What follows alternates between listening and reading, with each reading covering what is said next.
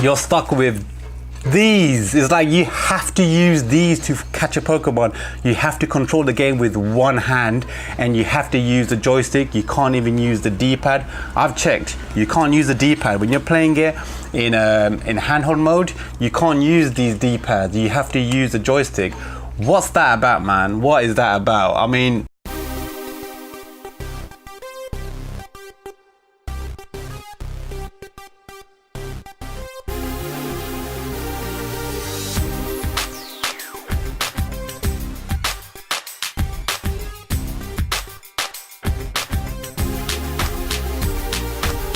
what's up there, guys? This is Mac. Hope you guys are well. Today we are talking about... Sorry about the noise there, guys. This is just so much rubbish is happening at the moment outside. There's construction work, there's police sirens constantly, ambulances, you name it, it's there. So bear with me with that background noise at the moment. But we are here to talk about Pokemon Let's Go Pikachu. I wanna be the very best. Yes, it is finally out. I got it on day release. I bought it from Curry's for $36.99, and I think that was quite a really good deal. The cheapest it was going at the moment. And what I found inside was pretty amazing. When you open it up, wow, check that out, guys. It's got the entire Kanto region map all decked out in its new sort of, reimagined HD and new graphics glory. So pretty sick. And you've also got the cartridge right there. Just want to show that to you guys there, if you can see that. But yeah, it's just a little Pikachu there. Brilliant stuff. And you can also see at the back here, they actually just a little bit of promotional gear, and it talks about the integration with the Pokemon Go app, which was the Pokemon app, the mobile game that took the world by storm. It's got integration with that, so it's meant to be that type of integration. But all in all, this game has been awesome. I've been playing it, and the nostalgia aspect to it has just been incredible. I can't really say that. I don't know why people were doubting it so much, because pretty much it's a Pokemon Yellow remake, right? You gotta think about that. So it's back to the original 150 Pokemon. You've got the Kanto region, and you're pretty much how it was back in the day when I played Pokemon Blue on the original Dot Matrix Game Boy. So the DMG Game Boy is where I played Pokemon Blue.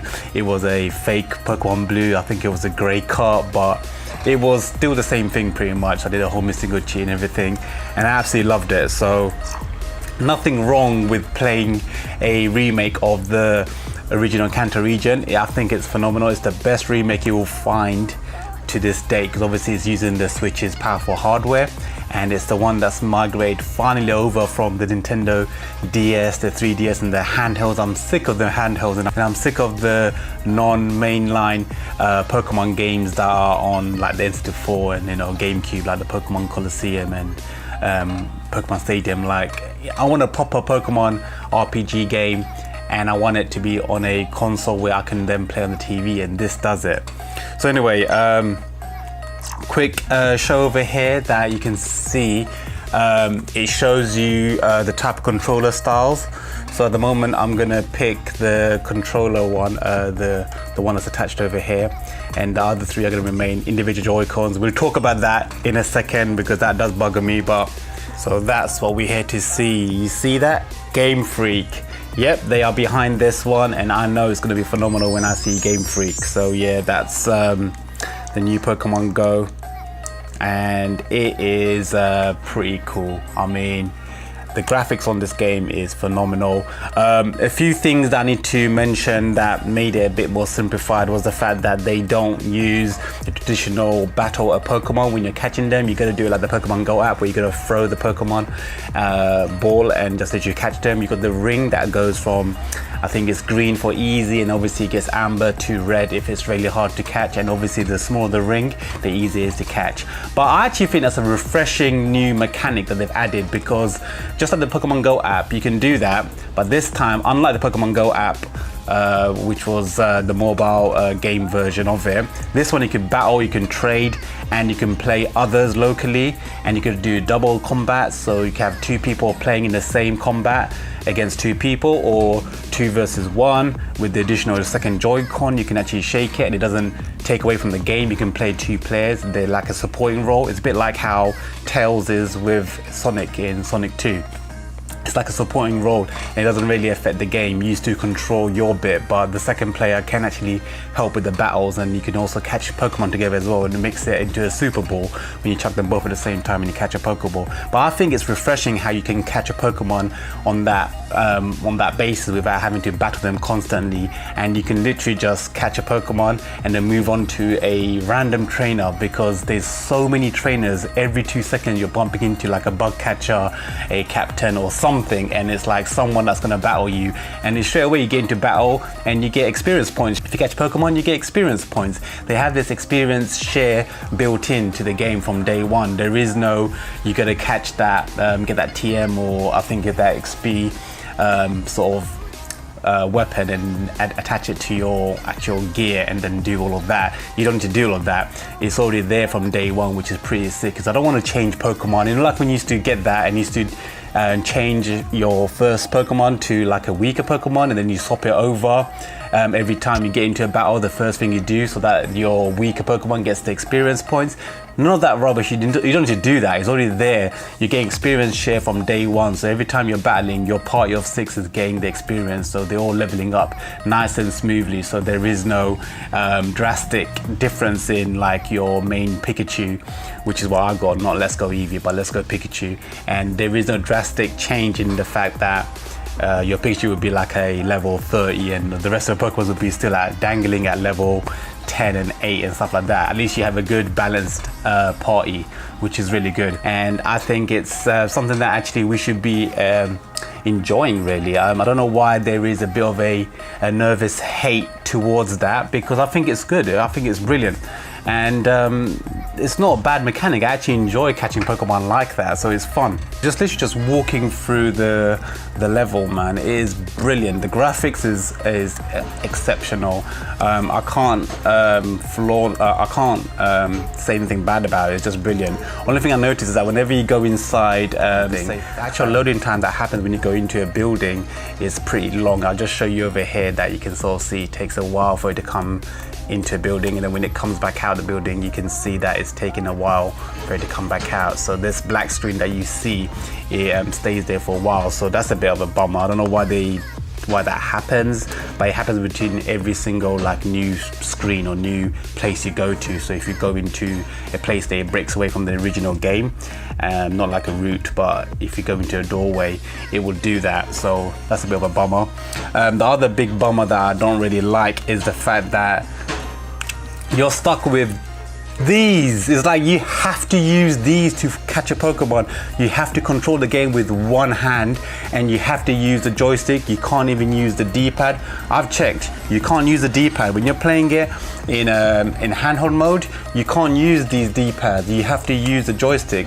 What's that about, man? What is that about? I mean, I can't even use my little Joy-Con grip. I can't put these to the side and use it like that. I just want that balance of, you know, being able to use. I got large hands. I want to be able to rest my hands comfortably. I don't want to have to be cramping. The reason why everyone said that this was a bit of a compromise was the fact that it was so vertical that it wasn't your natural angle of where your thumb would rest, and as a result you have to sort of like go irregular and sort of go in a different angle and go down on it. So if you're using that individually, or automatically you're basically in an angle already, and you have to sort of force yourself like that. You can use the triggers to accept, but the A and B are there. And also when you use this side, you can't really see the buttons, so obviously they're going to be whatever the screen says. It's not going to be replica of it, so it's not going to be A, it's going to be A, and B is going to be back. It's going to be the button. So it's really weird how they did that. I personally, like, I don't like the joystick placement there. I want it to be at the top, so as a result I got to move away from the right Joy-Con and I'm a right-handed guy, and I have to go to the left Joy-Con and use the additional attachment thing to sort of smooth it out, and then that way I can actually use the joystick properly. But I gotta use the trigger like that. I find that I'm used to it now, so I don't really need it to be on the right-hand side of the trigger. I can use the left Joy-Con, and the right index finger reaches over to the trigger comfortably. But I find that so annoying that you have to use one Joy-Con. I just want to use the two. I just want to use my Pro controller. I mean, if you can do it on the Nintendo Switch on handheld mode, and you can have it as A being on that side and the Joy-Con on the left side, why can't I use this? I don't understand. I hope they fix that in the future update, because I don't really want to be doing all of this. Have you noticed that when you're playing in handheld mode, you can actually catch a Pokemon by pressing A? I don't need to do this to catch the Pokemon. I just press A and it throws the Pokeball. Common sense, guys. I don't know why I can't just press A here and I can't just use this and the D-pad to move about. I don't see why I can't press A to catch a Pokemon. I have to do this. But anyway, I mean, I got used to it. It's a bit annoying. I just don't like the fact that I got to use one hand to do everything. Like the new Pokeball attachment as well is literally just a Pokeball with a joystick and a trigger button. That's all they have at the top. So it's literally 2 buttons you can click in. But who wants to be clicking in all day long to basically press next on the text screen? You don't want to do that, man. This is just the biggest annoyance of all time. I don't like the fact that you're gonna do this. I'm getting used to it because I have to. It's the only way to play it.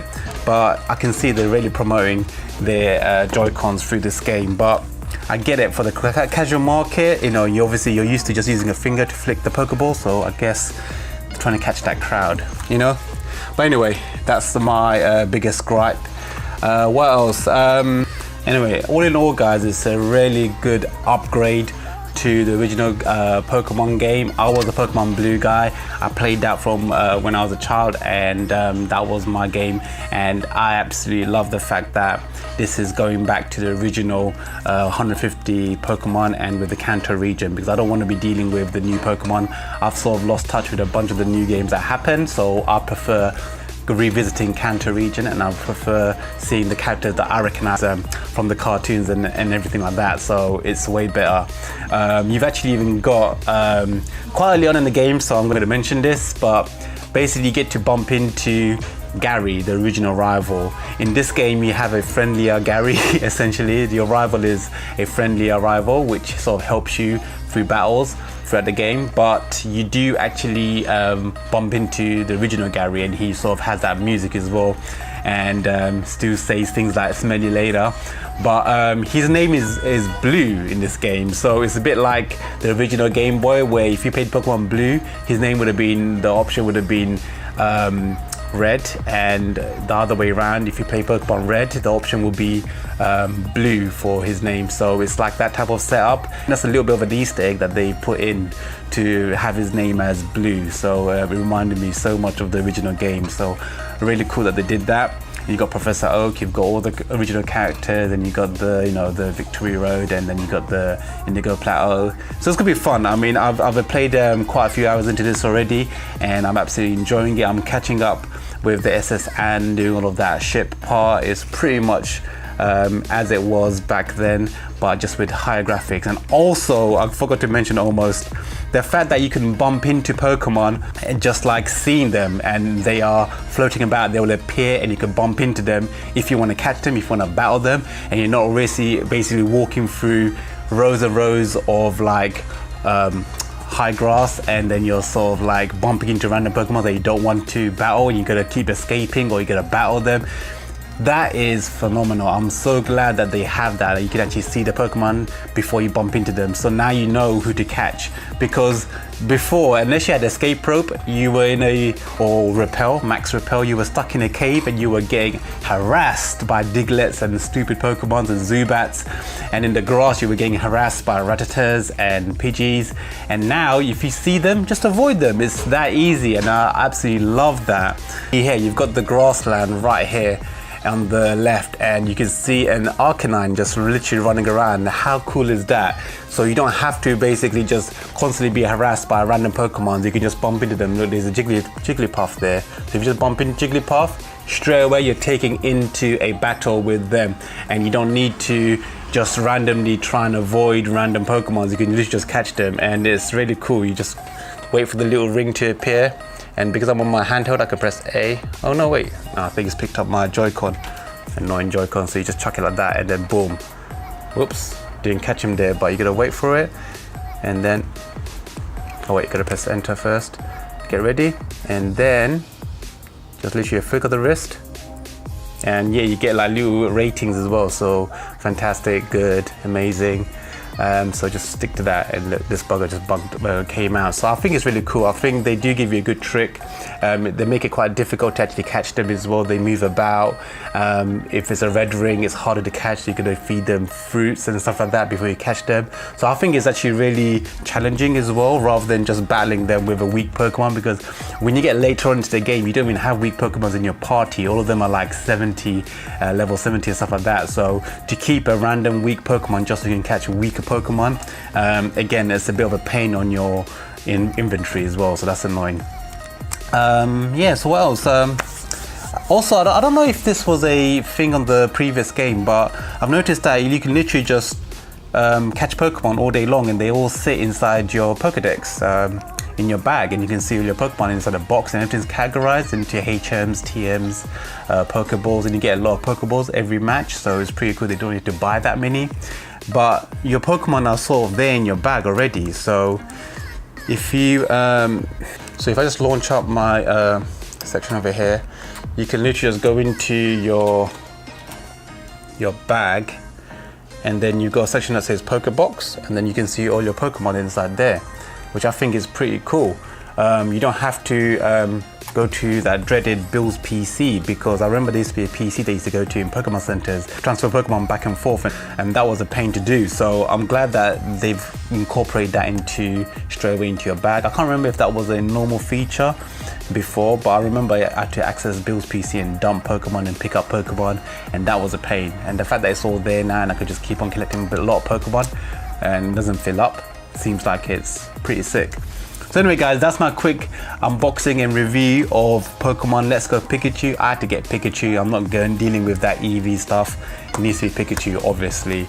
And been playing it, and it's a brilliant game. I do suggest you pick it up yourself if you're familiar with the original series and you want to revisit it. Lots and lots of nostalgia in this game, and with the revamped graphics on your TV, it's phenomenal to play. You're not stuck to a small screen, you're not stuck to a DMG Game Boy in black and white green, so pretty awesome. Anyway guys, until next time, take care guys, it's Mac. Peace out.